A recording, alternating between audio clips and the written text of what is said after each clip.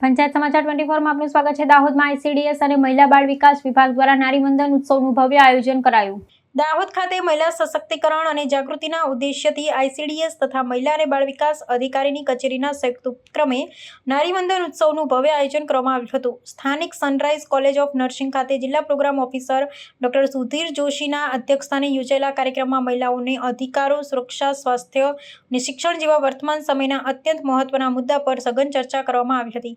આ વિશેષ કાર્યક્રમમાં મહિલા અને બાળ અધિકારીની કચેરીના જેન્ડર સ્પેશિયાલિસ્ટ જહાં આરા પઠાણ દ્વારા ઉપસ્થિત વિદ્યાર્થીનીઓને આત્મનિર્ભરતા, નેતૃત્વ ક્ષમતા અને મહિલાલક્ષી વિવિધ સરકારી યોજનાઓ અંગે વિસ્તૃત માર્ગદર્શન પૂરું પાડવામાં આવ્યું હતું।